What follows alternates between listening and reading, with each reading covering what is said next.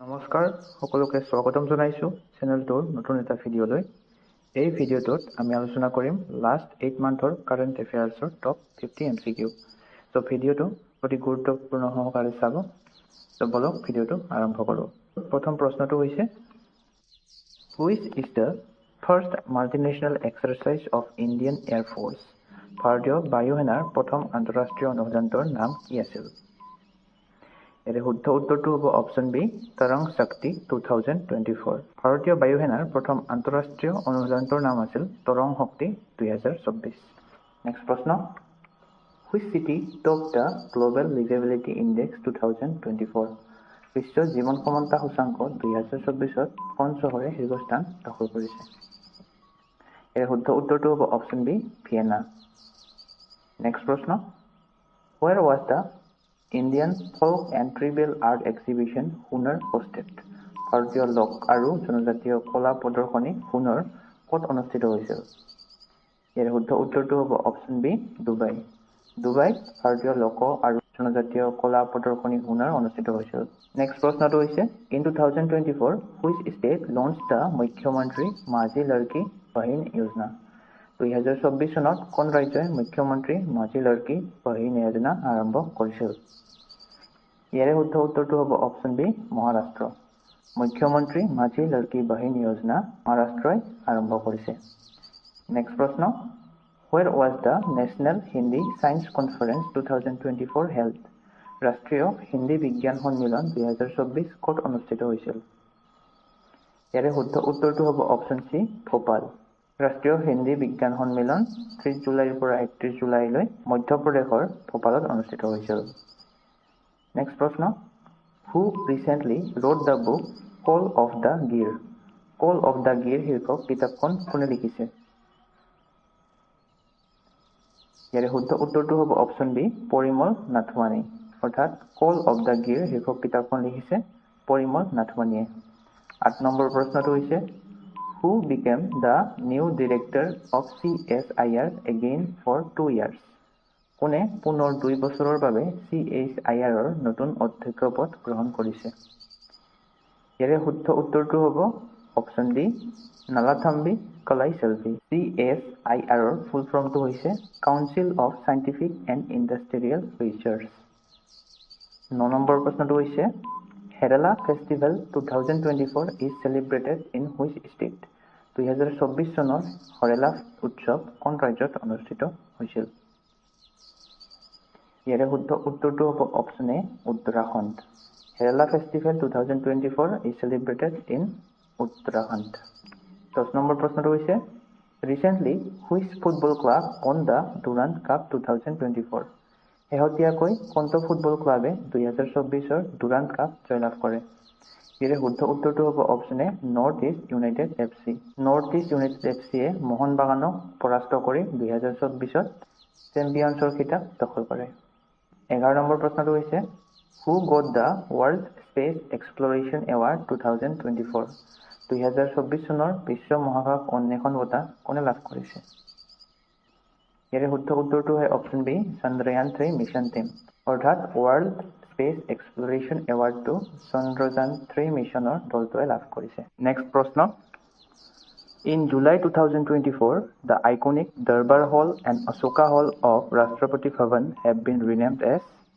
2024 চনৰ জুলাই মাহত ৰাষ্ট্ৰপতি ভৱনৰ দৰবাৰ হল আৰু অশোকা হলৰ নাম সলনি কৰি কি ৰখা হৈছে? ইয়াৰে শুদ্ধ উত্তৰটো হ'ব অপশ্যন বি গণতন্ত্ৰ মণ্ডপ আৰু অশোক মণ্ডপ। অৰ্থাৎ ৰাষ্ট্ৰপতি ভৱনৰ দৰবাৰ হল আৰু অশোকা হলৰ নাম সলনি কৰি ক্ৰমে গণতন্ত্ৰ মণ্ডপ আৰু অশোক মণ্ডপ ৰখা হৈছে। নেক্সট প্ৰশ্ন who became the new DGP of Andaman and Nicobar islands in July 2024? 2024 চনৰ জুলাই মাহত আন্দামান আৰু নিকোবৰ দ্বীপপুঞ্জৰ নতুন DGP কোন হৈছে? ইয়াৰে শুদ্ধ উত্তৰটো হ'ব অপশ্যন এ হৰগোবিন্দ সিং ধালিৱাল। অৰ্থাৎ আন্দামান আৰু নিকোবৰ দ্বীপপুঞ্জৰ নতুন DGPজনৰ নাম হৈছে হৰগোবিন্দ সিং ধালিৱাল। 14 নম্বৰ প্ৰশ্নটো হৈছে after Kerala which state became the second state to launch its own over the top OTT platform হেল্ল? কেৰালাৰ পিছত কোনখন ৰাজ্যই নিজস্ব OTT প্লেটফৰ্ম হেল্ল মুকলি কৰা দ্বিতীয় ৰাজ্য হৈ পৰিছে? ইয়াৰ শুদ্ধ উত্তৰটো হ'ব অপশ্যন চি মেঘালয়া। নেক্সট প্ৰশ্ন Who became the new Prime Minister of Estonia in July 2024? 2024 চনৰ জুলাই মাহত ইষ্টনিয়াৰ নতুন প্ৰধানমন্ত্ৰী কোন হৈছে? ইয়াৰে শুদ্ধ উত্তৰটো হৈছে অপশ্যন বি ক্ৰিষ্টেন মিচেল। অৰ্থাৎ ইষ্টনিয়াৰ নতুন প্ৰধানমন্ত্ৰীগৰাকীৰ নাম হৈছে ক্ৰিষ্টেন মিচেল। নেক্সট প্ৰশ্ন, হু became the new chairman of UPSC? UPSCৰ নতুন অধ্যক্ষ কোন হৈছে? ইয়াৰে শুদ্ধ উত্তৰটো হয় অপশ্যন বি প্ৰীতি সুদান। অৰ্থাৎ UPSCৰ নতুন অধ্যক্ষগৰাকীৰ নাম হৈছে প্ৰীতি সুদান।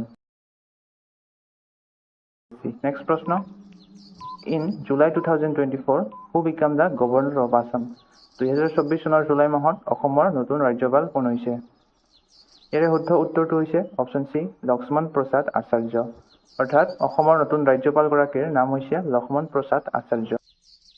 18 নম্বৰ প্ৰশ্নটো হৈছে which state started the open yojana and heritage tree adoption scheme for better environment conservation? পৰিৱেশ সংৰক্ষণৰ বাবে কোনখন ৰাজ্যই উপবন যোজনা আৰু হেৰিটেজ ট্ৰী এডপশ্যন স্কিম আৰম্ভ কৰিছে? ইয়াৰে শুদ্ধ উত্তৰটো হৈছে অপশ্যন চি উত্তৰ প্ৰদেশ। 19 নম্বৰ প্ৰশ্নটো হৈছে which place of Assam became the third world heritage site? অসমৰ কোনখন ঠাই তৃতীয়খন বিশ্ব ঐতিহ্য ক্ষেত্ৰ হিচাপে ঘোষিত হৈছে? ইয়াৰে শুদ্ধ উত্তৰটো হয় অপশ্যন ডি চৰাইদেউ মৈদাম। অৰ্থাৎ অসমৰ তৃতীয়খন বিশ্ব ঐতিহ্য ক্ষেত্ৰ হিচাপে চৰাইদেউ মৈদামক ঘোষিত কৰা হৈছে। নেক্সট প্ৰশ্ন, the world's first high speed carbon fibre train was developed by which country? পৃথিৱীৰ প্ৰথম হাই স্পীড কাৰ্বন ফাইবাৰ ৰেল কোনখন দেশৰ দ্বাৰা নিৰ্মাণ কৰা হৈছে? ইয়াৰে শুদ্ধ উত্তৰটো হৈছে অপশ্যন বি চাইনা। অৰ্থাৎ চীনে পৃথিৱীৰ প্ৰথম হাই স্পীড কাৰ্বন ফাইবাৰ ৰেল নিৰ্মাণ কৰিছে। 21 নম্বৰ প্ৰশ্নটো হৈছে who was selected as the deputy leader of Congress in Lok Sabha again in 2024? 2024 চনত পুনৰ লোকসভাত কংগ্ৰেছৰ উপনেতা হিচাপে কাক বাছনি কৰা হৈছে?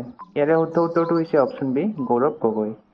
22 নম্বৰ প্ৰশ্নটো হৈছে who was selected for the second time as the speaker of Lok Sabha? কোনে দ্বিতীয়বাৰৰ বাবে লোকসভাৰ অধ্যক্ষৰ পদত বাছনি হৈছে? ইয়াৰে শুদ্ধ উত্তৰটো হয় option B Om Birla. Next প্ৰশ্ন, হু became the vice chief of the army staff of India? কোনে ভাৰতীয় সেনাৰ উপ-প্ৰধানৰ পদত নিযুক্ত হৈছে? ইয়াৰে শুদ্ধ উত্তৰটো হয় option C lieutenant general NS ৰাজা সুব্ৰমণি। নেক্সট প্ৰশ্ন, which football club on the 15th time 2023-24 UEFA champions league? কোনটো ফুটবল ক্লাবে 15তম 2023 পৰা 2024 UEFA চেম্পিয়নছ লীগ জয় কৰে? ইয়াৰে শুদ্ধ উত্তৰটো হয় option C Real Madrid. Next প্ৰশ্ন, who is the current Lokpal of India in 2024? 2024 চনত ভাৰতৰ বৰ্তমান লোকপাল কোন? ইয়াৰে শুদ্ধ উত্তৰটো হয় option C Ajay Manikrao Khanwilkar. অৰ্থাৎ ভাৰতৰ বৰ্তমান লোকপালজনৰ নাম হৈছে অজয় মানিকা ৰাও খানৱিলকাৰ। নেক্সট প্ৰশ্ন, Delhi got which position on the global cities index 2024?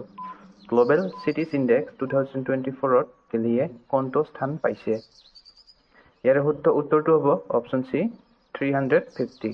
অৰ্থাৎ গ্ল'বেল চিটিজ ইণ্ডেক্স 2024ত দিল্লীয়ে 350তম স্থান লাভ কৰিছে।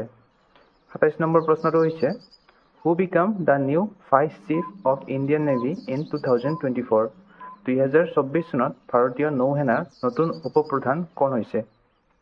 ইয়াৰে শুদ্ধ উত্তৰ হৈছে অপশ্যন বি কৃষ্ণ স্বামীনাথন। অৰ্থাৎ 2024 চনত ভাৰতীয় নৌসেনাৰ নতুন উপ-প্ৰধানজনৰ নাম হৈছে কৃষ্ণ স্বামীনাথন। নেক্সট প্ৰশ্ন, who is selected as the director general of employees state insurance corporation ESIC in 2024? 2024 চনত কৰ্মচাৰীৰ ৰাজ্যিক বীমা নিগমৰ সঞ্চালক প্ৰধান হিচাপে কোন নিৰ্বাচিত হয়? ইয়াৰে শুদ্ধ উত্তৰটো হয় অপশ্যন চি অশোক কুমাৰ সিং। অৰ্থাৎ কৰ্মচাৰী ৰাজ্যিক বীমা নিগমৰ সঞ্চালক প্ৰধান ৰূপে অশোক কুমাৰ সিংহই নিৰ্বাচিত হৈছে। নেক্সট প্ৰশ্ন, who is selected as the new foreign secretary of India? ভাৰতৰ নতুন বৈদেশিক সচিব হিচাপে কোনে নিৰ্বাচিত হয়? ইয়াৰে শুদ্ধ উত্তৰটো হৈছে অপশ্যন চি বিক্ৰম মিশ্ৰী। অৰ্থাৎ ভাৰতৰ নতুন বৈদেশিক সচিব হিচাপে বিক্ৰম মিশ্ৰী নিৰ্বাচিত হৈছে। নেক্সট প্ৰশ্ন, when is International Day of Seafarer 2024 celebrated?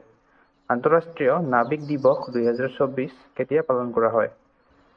ইয়াৰে শুদ্ধ উত্তৰটো হয় অপশ্যন এ 25 জুন, অৰ্থাৎ আন্তঃৰাষ্ট্ৰীয় নাবিক দিৱস 2024 25 জুনত পালন কৰা হৈছে।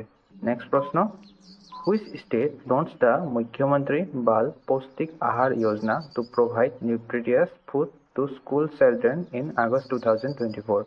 কোনখন ৰাজ্যই 2024 চনৰ আগষ্ট মাহত স্কুলীয়া ছাত্ৰ ছাত্ৰীক পুষ্টিকৰ খাদ্য যোগান ধৰিবলৈ মুখ্যমন্ত্ৰী বাল পৌষ্টিক আহাৰ যোজনা আৰম্ভ কৰিছে?